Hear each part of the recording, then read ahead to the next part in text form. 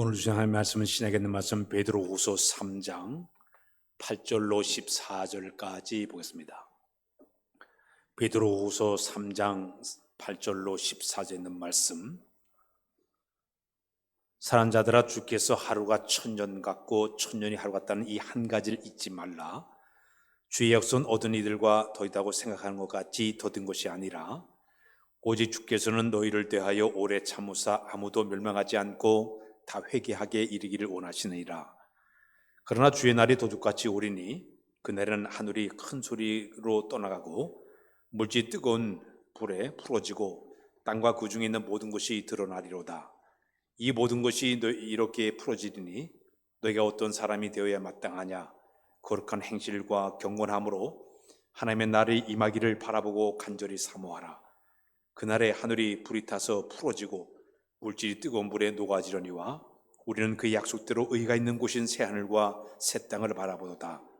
그로 살아난 자들아, 너희가 이것을 바라보나니 주 앞에서 점도 없고 흠도 없이 평강 가운데 나타나기를 힘쓰라. 아멘.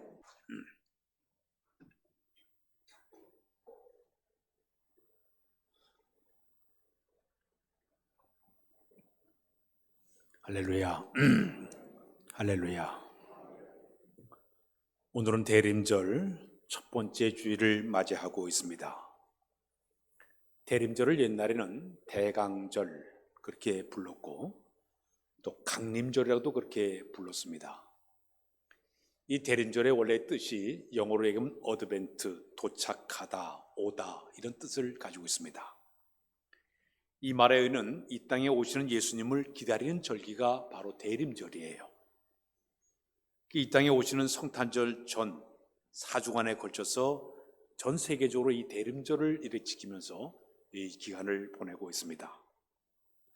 우리 일반 사람들은 태양력을 이제 지키고 있습니다. 태양력은 지구가 태양 주변을 이렇게 한 바퀴를 돌면서 1년을 기준으로 빙빙 돌아가는 것을 따져가지고 양력으로 이렇게 날짜를 계산하면서 태양력을 따르고 있습니다. 그러나 우리 볼륨을 조금 올려주세요. 제가 좀 힘이 들니까. 그 다음에 우리 교회 안에서는 교회력을 따지고 있습니다. 일반 사람들은 태양력을 따지만 우리 교회 안에서는 교회력을 따지고 있습니다. 그 교회력의 시작은 대림절로 시작이 되고 있습니다. 그 다음에는 성탄절이 다가오고, 성탄절이 조금 지나가게 되면 그 다음에 사순절이 다가오게 되고, 사순절이 지나게 되면 부활절이 다가오게 되고, 부활절이 지나고 나면 성령 강림주일이 오게 되고, 그 다음에는 주연절로 이어지게 됩니다. 이 6개의 절기를 1년 동안 주님 중심으로 사는 것이 우리 그리스도인들의 삶의 교회력의 모습이라고 볼 수가 있습니다. 이 대림절 절기가 되면 어떻게 우리가 이 절기를 보내야 될까요? 초창기에는 초대 성도들은 이 예수님이 이 땅에 오신다를 아주 기쁨과 희망을 가지고 주님이 오심을 이 땅에 그들이 기다렸어요. 근데 세로 흘러가다 중세시대에 오면서부터는 성도들의 마음의 자세가 바뀌어지기를 시작했습니다. 주님이 이 땅에 오시는 것은 심판의 날로 생각하다 보니까 두려운 마음이 들었어요. 주님이 이 땅에 오시는 그 자체가 공포스러운 그런 일이었어요. 이 죄인의 모습을 어떻게 주님 앞에 설까? 이런 마음이 들다 보니까 이 대림절 기간을 그들이 어떻게 보내게 됐는가 하면 기쁨과 희망보다는 단식하고 금식하고 고행을 하고 금욕을 하면서 이 대림절 기간을 그들이 보내기를 시작하게 되었습니다. 우리 교회가 지금 여러분 제가 여기 이 스토어를 걸고 있는데 이 스토어를 보라색으로 이렇게 걸고 있습니다. 이 강단 후드도 보라색을 걸어놓고 이렇게 대림절을 맞이하고 있습니다. 이 보라색은 뭐를 의미하는가 하면 경건, 회개, 정숙, 절제를 상징하는 것이 바로 이 보라색이에요. 그래서 각 교회마다 이 보라색을 걸어놓고 이 대림절 기간을 갖다가 정숙하게 절제하면서 회개의 모습을 가지고 이 기간을 보내자. 이것이 바로 이 대림절 기간에 행하던 하나의 신앙적인 자세라고 볼 수가 있습니다. 대강절의 풍습을 보게 되면 크게 나누면 4가지의 풍습을 지내면서 사람들이 보내고 있습니다. 첫 번째는 빛의 축제라고 얘기를 해서 이 빛이 어둠을 몰아내기 때문에 이 땅에 빛으로 오신 그 주님을 기다린다는 마음을 가지고 촛불을 밝혀놓고 이 대림절 기간을 보는 것이 하나의 특징이라고 볼 수가 있고요. 두 번째, 사람들이 이 대림절 기간이 되면 특별한 참회일을 생각을 하면서 심판주로 이 땅에 오신다, 그래서 자기의 모든 죄를 참회하고 회개하는 마음을 가지고 이 대림절을 보내는 것이 사람들의 교회력에 나타난 하나의 모습이었습니다. 세 번째는 사람들이 구유를 만들어 놓고, 이 구유는 예수님이 누웠던 그 말의 먹이통 상징하는 구유를 만들어 놓고 거기에 짚을 깔아놓고 아기 예수님이 이 땅에 오실 날을 푹신한 자를 준비한다, 그런 마음을 가지고 구유를 만들었습니다. 언제부터 이 구유를 만드는가 추적을 해보니까 이탈리아의 성 프란시스가 지금부터 800년 전에 그레치오 마을에 처음으로 구유를 만들어 놓고 대림절 기간을 보냈습니다. 이것이 점점 퍼져가면서 남유럽으로 미국 등 이제 퍼져가면서 전 세계가 이 대림절을 맞이하게 되면 구유를 만들어 놓고 이 땅에 오신 아기 예수님을 기다리는 마음으로 그들이 보내기도 했습니다. 네 번째는 사람들이 대강절이 되게 되면 화환을 그렇게 만들었어요. 우리 교회도 이번 주서부터 이렇게 추리를 이렇게 만들었는데, 이 추리에다가 사람들이 전나무, 붉은 이런 소나무까지를 여기다 꽂아놓게 됩니다. 이 상록수를 이렇게 꽂아놓은 이는 봄, 여름, 가을이 지나도 이 푸름을 계속 유지하는 것처럼 변함없는 그리스도의 사랑을 상징하는 전나무를 꽂아놓고 하나님의 사랑은 지금도 끊임없이 우리를 향해서 이루어지고 있다, 그것을 마음속에 담으면서 추리를 거기다 걸어놓게 됩니다.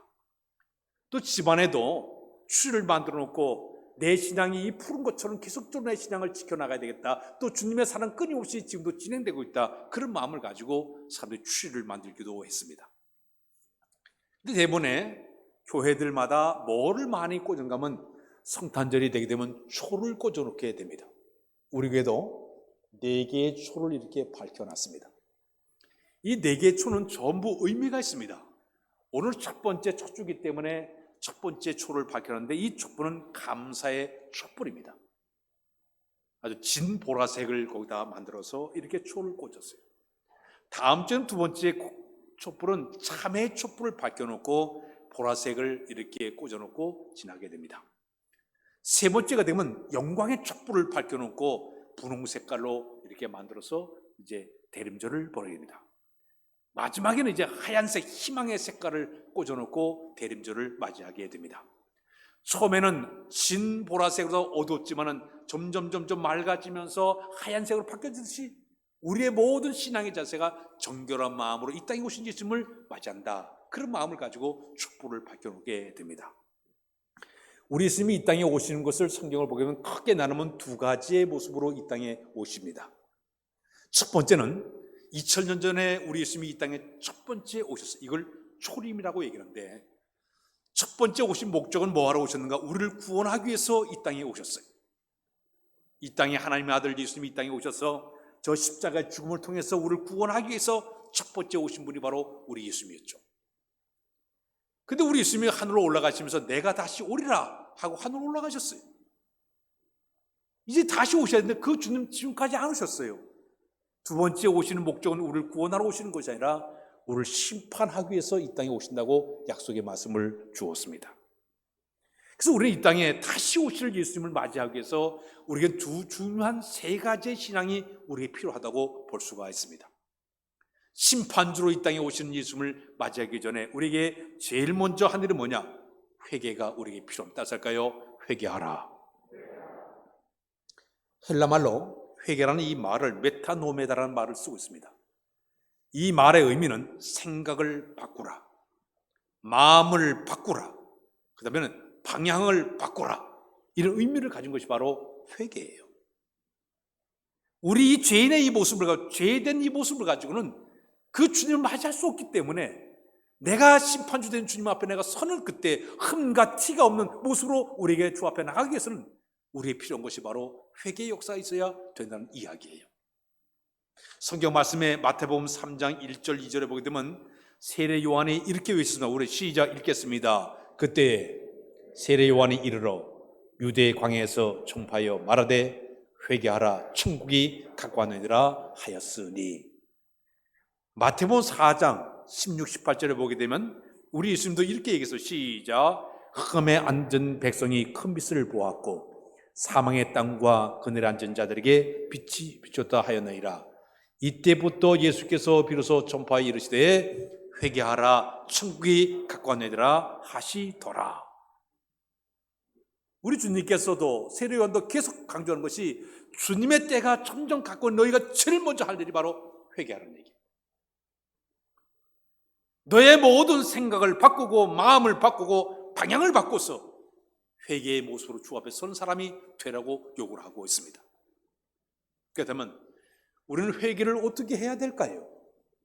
회개를 하기 위해서는 5가지의 단계가 있습니다. 첫 번째 회개의 첫 번째 단계는 진정한 고백이 있어야 됩니다.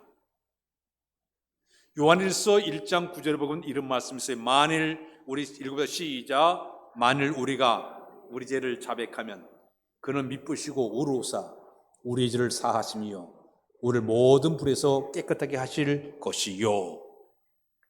여기 보니까 만일 우리가 우리 죄를 자백하면 그런 말이 있어요.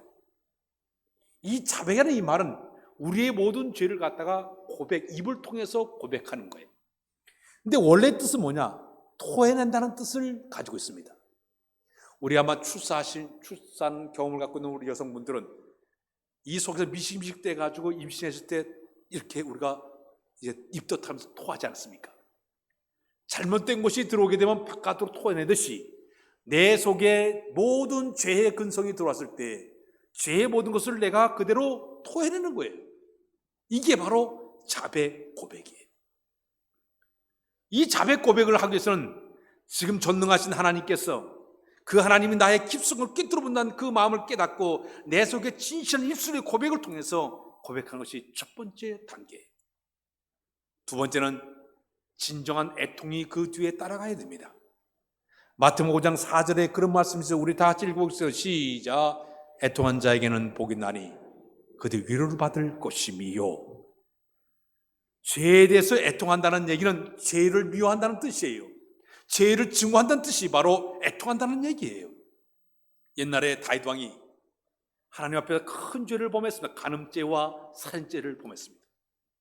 그는 자기의 죄를 회개하기 위해서 눈물로 하나님 앞에 기도하기를 시작합니다.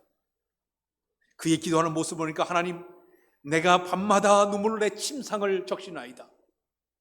내 요를 적시나이다. 눈물로 침상을 적시고 요를 적시면서 회개한 사람이 바로 이 다윗 왕이었습니다. 주야로 내 눈물이 내 음식이 되어도다. 심지어는 자기 눈에 진물이 나올 정도로 애통하면서 회개했던 사람이 바로 다윗이에요. 진정한 회개는 뭐냐? 애통이 뒤따른 것도 회개의 모습입니다. 세 번째는 어떤 사람이 진정한 회개하는 사람이냐? 진정한 돌아섬이 있어야 됩니다. 이사야 55장 7절에 그런 말씀이 있어요. 시작. 악인은 그의 길을, 불의한 자는 그의 생각을 버리고 여호와께로 돌아오라. 그러면 그가 긍휼히 여기시리라. 우리 하나님께로 돌아오라. 그가 너롭게 용서하시리라. 자, 사랑하는 여러분, 이 회개라는 얘기는 뭐냐? 내가 가는 길이 잘못됐기 때문에 방향을 바꿔서 틀어가는 것이 바로 회개라는 얘기예요. 지금 내가 부산을 가야 되는데 광주길을 갔으면 다시 방향을 바꿔가지고 돌아가야 되는 것이에요.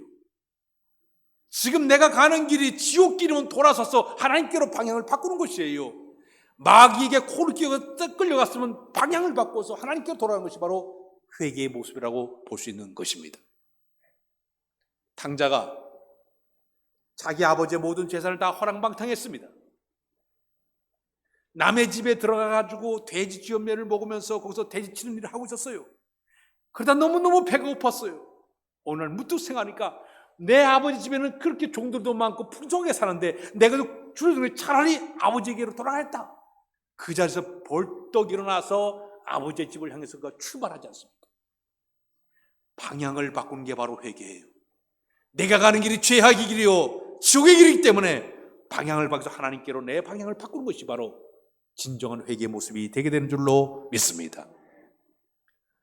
미국의 유명한 부흥사 가운데 무디 목사님이 계십니다. 무디 목사님이 그런 얘기 했으면, 자, 회개를 그렇게 표현했습니다. 꽃병에 손을 이렇게 쑥 집어넣게 되면 꽃병에서 손이 이렇게 빠져나와야 되는데 주먹을 꽉 쥐게 되면 거기가 너무 좁아가지고 나올 수가 없다는 거예요.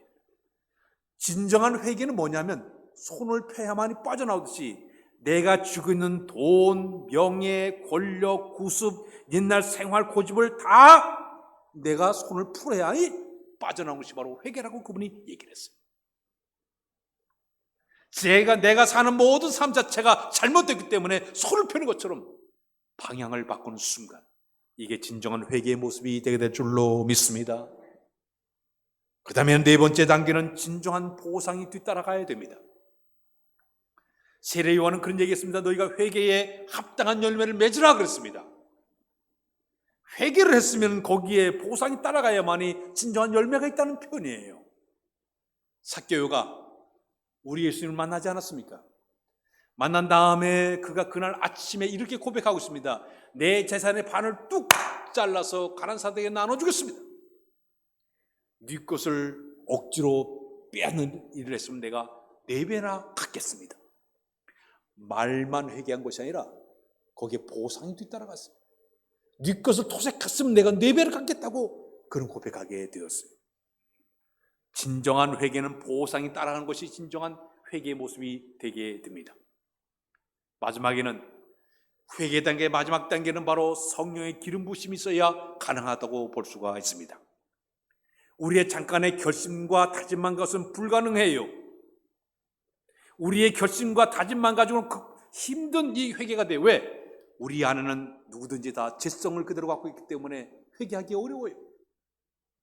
자꾸 자기를 감추어요. 자기를 자꾸 감추기 때문에 회개하기 어려워요. 그러나 성령의 기름 부으심이 있게 되면 내 속에 잘못된 모든 것을 깨닫게 하시고 탄식하게 만드시고 고백하게 만드시고 죄를 슬퍼하게 만드시고 입을 열어 고백하도록 인도하시는 분, 성령님이 그 일을 하실 때 가능한 줄로 믿습니다. 1907년도에 우리나라의 북한에서 장대연교에서 부흥회가 열리게 되었습니다. 그때 북한 지역에 있는 많은 그 성도들이 1,500명이 모여들어서 집회를 하게 되었습니다. 각 교회 지도자들이 전부 모여가지고 하루, 이틀, 사흘 계속 집회를 하는데 수요일 저녁이었습니다. 그날 강사가 길선주 목사님이었습니다. 길선주 목사님 나와서 참 예배를 드리다 이상하게 그날따라 성도들의 찬양하는 소리가 우렁찬 거예요. 뭔가 임할 것 같은 그런 분위기였습니다. 그때 당시 선교사 이기람 선교사가 그렇게 표현했습니다. 그날의 기도 소리는 하늘 보좌를 포효하는 것 같은 것을 느꼈다. 막 통성 기도하는데 막 포효하는 것 같은 그런 기도의 소리가 우렁찼습니다. 그러면서 그곳에 성령께서 강하게 우리나라에 처음으로 성령의 역사가 강하게 임하였습니다. 임하자마자 어떤 일이 벌어지지 않습니까? 그 당시에 길선주 목사님이 모든 대중 앞에서 자기 죄를 고백하게 되었습니다. 사랑하는 여러분, 나는 1년 전에 내 친구가 세상을 떠나게 되었습니다. 제 친구가 저한테 부탁하기를 내 아내는 공부를 하지 않아서 무식하기 때문에 세무를 못하니까 내 재산을 대신 네가 관리해달라고 그래서 맡아달라고 그러고 내 친구가 세상을 떠났습니다. 그런데 나는 그 친구의 돈을 관리하다가 그 돈 가운데 미국 돈 100달러를 내가 훔쳤습니다. 나는 아간입니다. 나는 죄인입니다. 내일 아침에 나는 당장 가서 그 돈을 돌려주겠습니다. 딱 고백했습니다. 공개적인 회개를 했습니다. 그러자 성령이 강하게 임재하게 되니까 사방의 사람들이 나와서 나는 이런 짓을 했습니다. 저런 짓을 했습니다. 막 고백하기 시작했어요. 완전히 그날 밤에 거기에 성령의 도가니 속에서 사람들이 눈물로 회개하는 역사가 일어난 것이 우리나라에 1907년도에 일어났던 놀라운 역사였습니다. 회개는 성령께서 임하여 가능한 줄로 믿습니다. 한옥 목사님이 참 유명하신 분인데 제가 그분의 책을 읽어보다가 칼집이라는 그 책을 읽어봤습니다. 그 내용 가운데 그런 내용이 있어요. 그가 LA의 한인 청소년 집회에 가서 집회하게 됐다고 합니다. 마지막 날 저녁에 막 집회하는데 갑자기 그곳에 성령이 임하게 되었습니다. 그러자 이 청소년들이 그들이 무릎 꿇고 눈물을 펑펑 흘리면서 회개하는데 담배 피우던 아이들, 막 마리화나 막 피웠던 아이들, 그리고 온몸에 문신했던 이 아이들이 갑자기 성령이 임하게 떼굴떼굴 구르면서 밤새도록 회개하는 거예요. 그러나더니 그 다음날 아침에 회개한 다음에 그들의 얼굴을 바라보니까 그들의 얼굴에서 천국의 영광을 봤다고 그랬어요. 잔잔한 평화의 빛이 흐른 것을 그들의 눈빛으로 바라봤다고 얘기했습니다. 회개는 우리가 그냥 하는 것이 아니에요. 물론 할 수도 있겠죠. 하나의 결심과 다짐에 끝날 수가 있겠지만 성령의 기름부심이 임하게 되면 정말 진정한 회개의 역사가 일어나게 될 줄로 믿습니다.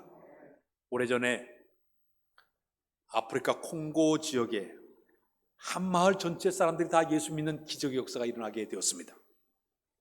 이것은 선교사가 사역을 잘하기보다는 그 교회의 부흥의 열쇠가 하나가 있었습니다. 그것은 뭐냐면 교인들이 함께 모여가지고 기도하는 가운데 그 가운데 한 여자가 그런 얘기를 했습니다. 성령께서 거기서 강하게 임하게 되니까 한 여인이 이런 고백했습니다. 여러분, 나는 이 교회에 바쳐진 쌀 한 자루를 슬그머니 내가 갖다가 썼습니다. 교회에 드린 이 쌀인데 제가 마음대로 썼습니다. 저를 용서해 주십시오. 내일 당장 쌀 갖다 놓겠습니다. 고백을 했어요. 그래서 한쪽에 있는 한 여인이 또 고백해요. 저는 남의 집에서 일하는 사람인데 주인집에 그 계란 한 개를 주인 몰래 내가 말하지 않고 가져왔습니다. 내일 당장 갖다 주겠습니다. 그들이 한쪽에 있던 그 남자 하나가 또 뭐라고 그러면 나는 선교사님 집에서 일을 하다가 선교사님 몰래 책 한 권을 내가 슬그머니 가져왔습니다. 당장 내일 갖다 돌려드리겠습니다. 성이 임한서부터 사소한 것인데 그들이 막 고백하시 하니까 그곳에 있는 모든 사람들이 자기의 죄를 고백하자. 이것이 소문이 퍼져나가니까 온 동네 사람들이 다 예수 믿는 놀라운 기적 역사가 일어나게 되었습니다. 사랑하는 여러분, 올해 다 지나갔어요. 이제 다음 주면 12월 달 달력 한 장 남았어요. 우리가 할 일이 뭐가 있습니까? 회개가 필요합니다. 하나님과 나 사이에 잘못된 것, 하나님과 나 사이에 잘못된 모든 죄를 빨리 회개하는 것이 필요한 줄로 믿습니다. 두 번째는 내가 사람과 사람 사이에 지은 모든 죄를 고백한 것이 필요합니다.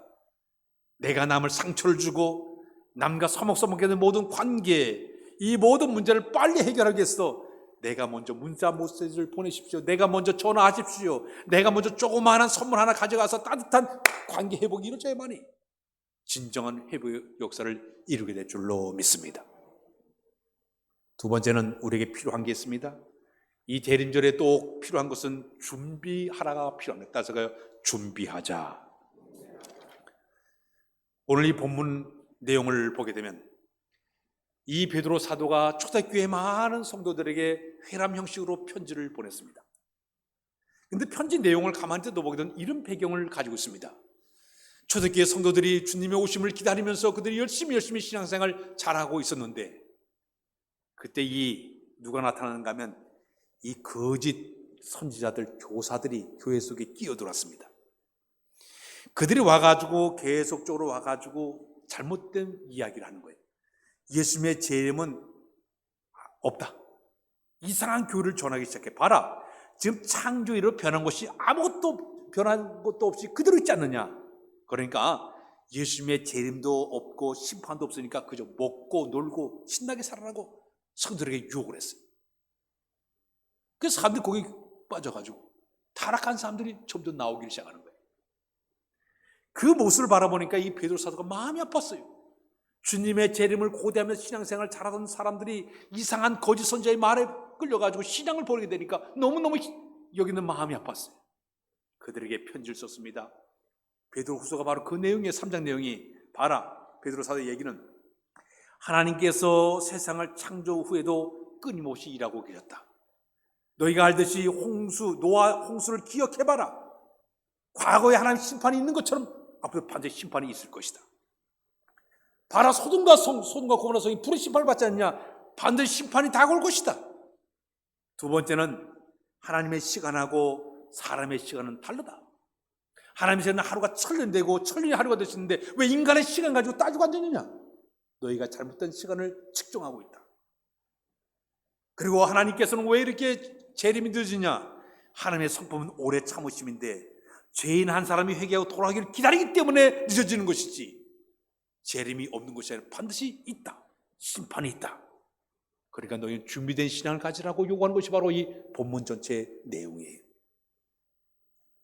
그러면서 그의 얘기는 주님의 이 땅에 오시면 도적과 같이 오게 되니 그날에 하늘이 큰 소리를 하고 체질이 뜨거운 물에 녹아내리고 땅과 그 모든 것이 다 드러나게 되니까 하나님의 시간은 정해진 것이 아니라 아들도 모르고 천사도 모르지만 아버지 하나님만 아신 시간이 바로 심판의 시간이니라.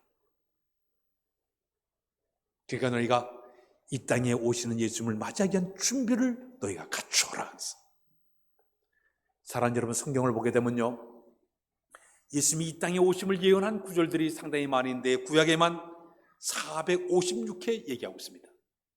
신약에는 300번에 걸쳐 계속 이 땅에 오시는 예수님에 대해서 이야기를 하고 있습니다. 찰스 웨슬레라는 사람이 700개의 찬송시를 썼는데 그 가운데 500개가 전부 주님 재림에 대한 찬송이에요. 오늘 여러분들이 좀 전에 부른 찬송, 이 설교 후에 부른 찬송도 전부 재림에 대한 찬송이지 않습니까? 주님이 이 땅에 오심을 계속적으로 얘기하는 성경 전체의 내용을 흐리나가면 우리 좀 전에 신앙 고백하지 않았어요? 저로서 산자와 준자를 심판으로 오시리라. 우리 좀 전에 고백하지 않았습니까?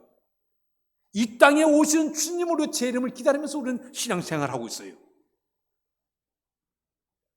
그러면 우리에게 필요한 시간은 뭡니까? 이 땅에 오시는 예수를 맞이하기 전에 깨어있는 신앙, 경성된 신앙을 가지고 정신을 차리고 주님을 맞이하는 이런 신앙의 자세가 우리에게 필요한 줄로 믿습니다. 과거에 우리 선배 신앙인들은 참 신앙이 순수하고 깨끗했어요. 우리 선배 신앙인들은 저 일제시대를 거치고 유교 사변을 거치면서 참 어려운 고난 가운데 살아왔어요. 그들은 예수 믿는 것 때문에 옥에 끌려가 갇히기도 하고 고문을 당하기도 하고 매맞기도 하고 죽음을 당한 사람들이 상당히 많이 있습니다. 그러나 그들은 신앙이 절대 변질되지 않았어요. 깨끗했어요. 요즘 우리 좀 춥다고 좀 덥다고 좀 바쁘다고 신앙이 엉망하지 않았어요. 그들은 목숨 걸고 그들의 신앙을 지켜왔어요. 고문을 당해도 매를 맞아도 순교를 당해도 그들의 신앙 끝까지 잘 지켰어요. 제가 어릴 때 교회 생활했으니까 어릴 때 부흥회를 하게 되면 항상 부르던 찬송가가 많았어요. 손양호 목사님이 불렀던 그 노랫말 가운데 주님 고대가라는 찬양이 있습니다. 어릴 땐 좀 멋모르고 불렀지만 지금 그 의미가 굉장히 깊어요. 낮에나 밤에나 눈물 머금고 내 주님 오시기를 고대합니다. 가실 때 다시 오마 하신 예수님 오 주여 언제나 오시렵니까? 3절 보면 먼 하늘 이상한 구름만 떠도 행여나 내 주님 오시는가 해 머리 들고 먼 하늘 바라보는 마음 오 주여 언제나 오시렵니까? 이게 우리 선배들의 신앙의 모습이었어요. 바람만 이상해 불어도 구름만 이상해도 혹시나 주님 오시나 이런 마음을 가지고 그런 주님 오심을 기다렸어요. 오늘 이 시대의 사람들이 얘기하면 에이 쓸데없는 얘기라고 이렇게 좋은 세상에 무슨 주님이 오냐 안 왔으면 더 좋겠다고 아파트도 산 다음에 오시든지 애 장가 간 다음에 오시든지 내가 좀 편한 그때 오시든 그건 필요 없다. 사람들이 그런 신앙으로 살고 있어요. 노아 시대 때 하나님께서 이 땅에 물로 심판하기를 예고하셨습니다. 그때 노아는 110년 동안 방주를 짓기를 시작합니다. 방주를 만들었어요. 시간 날 때면 사람들이 이 땅에 앞으로 110년의 비교에 하나님의 심판이 있을 것이다 예고를 했습니다. 사람들은요 그 노아의 말을 들은 것이 아니라 온갖 비난을 하고 조롱하고 비웃었어요. 그러나 노아는 배를 다 만들어 놓고 그가 배에 들어가자 하나님 뚜껑을 딱 닫자 물의 심판이 임하지 않았습니까? 소돔과 고모라 성에 유황불로 하나님 심판하기 전에 천사를 보내지 않았습니까? 롯의 집에 들어가서 롯의 가족들에게 하나님께서 이 땅을 유황불로 심판하겠다 얘기하게 되니까 롯의 사이 두 명은 그 말을 농담으로 여겼더라 그랬습니다. 끝내 그들은 자기 장인을 따라가지 않았어요. 끝내 유황불로 그들은 심판을 당하고 말았습니다. 사랑하는 여러분, 우리의 신앙의 좋은 자세는 준비된 신앙이 필요한 줄로 믿습니다.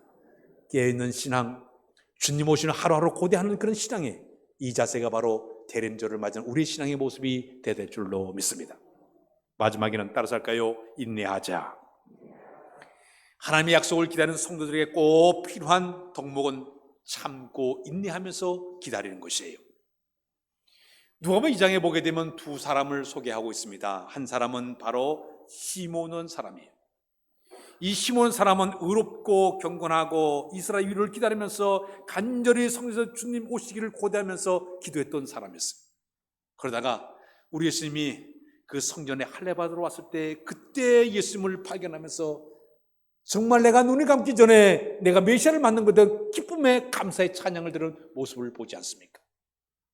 한 여인이 있습니다. 안나는 아셀집파 바누의 딸 안나라는 사람은 나이가 굉장히 많았습니다. 그가 결혼해서 7년 만에 남편을 여의고 가부된 지 84년 동안 성전을 떠나지 아니하고 주야로 금식하면서 기도하면서 주님 오시기를 기다리면서 기다렸습니다. 그러다가 84년 만에 그곳에 할례 받은 그 메시아된 주님을 만나지 않았습니까? 기다림은 복이 임하게 될 줄로 믿습니다. 인내란 이 말이 휴포모네라는 말을 쓰고 있는데 참고 인내하며 기다리는 신앙의 자세예요. 저는 신앙을 갖다가 그렇게 표현해요. 될 수 있으면 참고 인내하며 기다리는 신앙이 우리에게 필요한 줄로 믿습니다. 사랑하는 여러분, 우리 인생의 결산의 시간이 우리에게 다가오고 있습니다. 저는 이 심판을 두 가지로 소개합니다. 하나는 개인 심판과 우주적인 심판이 있습니다. 개인 심판은 언제냐? 1시간 후에 내가 세상을 떠나면 개인적인 심판을 당한 거예요. 내가 교통사고 나가서 세상을 떠난 그 개인 심판이에요. 내가 감염돼가지고 혹시나 내가 세상을 떠나는 것도 아무로서도 개인적인 심판이에요. 이것은 시간이 다 달라요. 그러나 우주적인 심판은 이 땅에 주님이 오시는 것이 바로 우주적인 심판의 모습이에요. 이 두 모습으로 우리에게 지금 우리에게 심판이 다가오고 있습니다. 내가 주님 앞에 심판대 앞에 섰을 때 부끄러움 없이 내가 서기 위해서 나 자신을 돌아보면서 준비된 신앙, 온전한 신앙, 흠과 티 없는 신앙, 우리 신앙을 잘 예배해서 우리 아까 찬양 가운데 마라나타 주여 어서 오시옵소서 주를 맞이하는 우리의 모습이 되어야 될 줄로 믿습니다. 이 대림절 4주간 동안에 여러분들의 신앙을 다시 돌아보고 아름다운 모습으로 잘 준비된 신앙 간직하시길 주님의 이름으로 부탁드립니다. 기도합니다. 주님, 대림절을 맞이하도록 인도해 주신 것을 감사합니다. 이 땅에 오신 주님을 맞이하기 전에 우리의 신앙을 돌아보도록 도우셔서 회개할 것을 회개하도록 도와주시고 우리의 마음속에 준비된 신앙을 갖추도록 도와주시며 인내의 믿음을 가지고 주님을 맞이하는 우리 모두가 다 되도록 인도하여 주옵소서. 예수 그리스도의 이름으로 기도하옵나이다. 아멘.